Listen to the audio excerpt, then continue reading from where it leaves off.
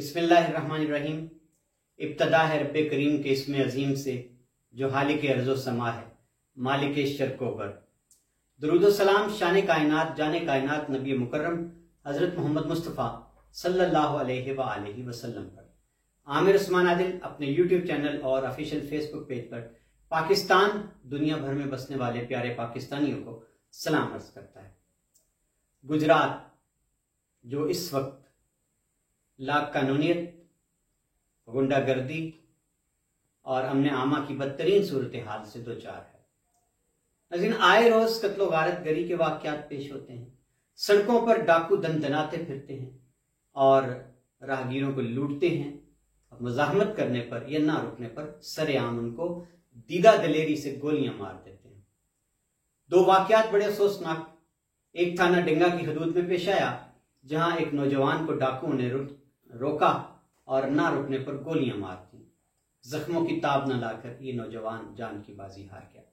दूसरा वाकया भी इंतहाई दिल खराश, थाना कड़ियांवाला की हदूद में, जहां एक नौजवान को नामालूम अफराद ने राह किनारे रोका, गोलियों से छलनी किया और फिर उसके तड़पने की वीडियो बनाते रहे। आइए नाज़रीन, मैं आपको इन दोनों वाकयात की तफसील से आगाह करता हूं। थाना डिंगा की हदूद में एक गांव है नूर जमाल। उसका रिहायशी शर्जील वो जा रहा था किसी काम की गर्ज से।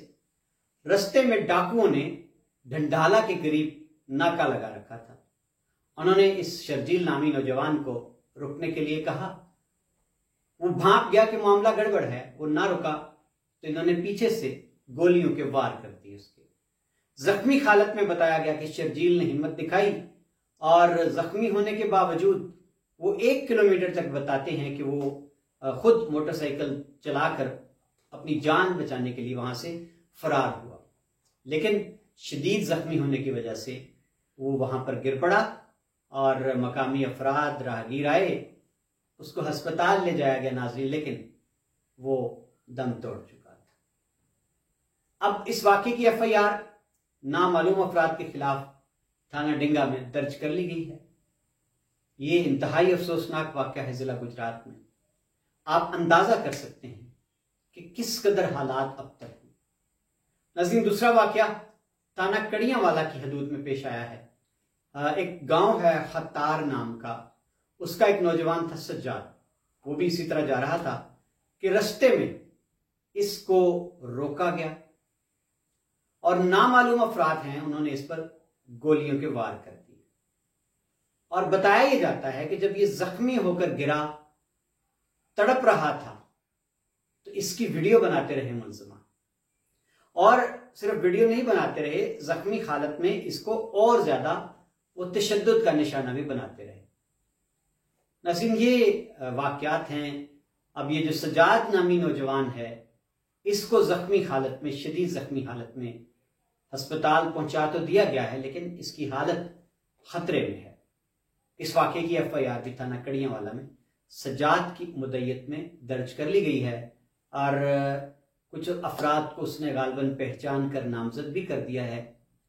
अब तक ये माजरा नहीं खुला कि मामला किसी रंजिश का है, चोरी डकैती का है, ये क्या मामला है। नाज़रीन, ये दो वाक़यात सिर्फ आज के दिन के हवाले से मैंने आपके सामने रखे हैं। आप हालात का अंदाजा कर सकते हैं कि जिला गुजरात इस वक्त लगता यूं है कि कोई लॉ एंड ऑर्डर नहीं, पुलिस की कोई रिट नहीं।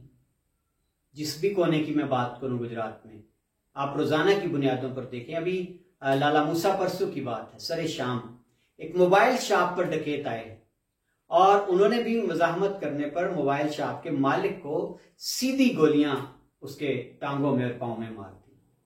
कुछ दिन पहले भी लाला मूसा में इसी तरह ही एक डकैती हुई थी। और अभी कुछ दिन पहले मैंने आज जिस तरह आपको बताया कि लाला मूसा में ही एक GT रोड के किनारे जो कासिम पार्क है, उसकी अकबी जो गली है, वहां रात के वक्त दो नौजवान थे, वो पिज्जा लेकर घर जा रहे थे।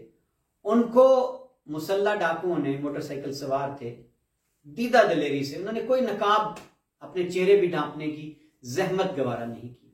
उन्होंने उस नौजवान को रोका, उनसे न सिर्फ ये कि मोबाइल नकदी छीनी, बल्कि पिज्जा भी ले गए, ये हालात हैं इस वक्त जिला गुजरात के। अपना ख्याल रखिएगा नाज़रीन, अगली वीडियो तक इजाजत दीजिए। अल्लाह।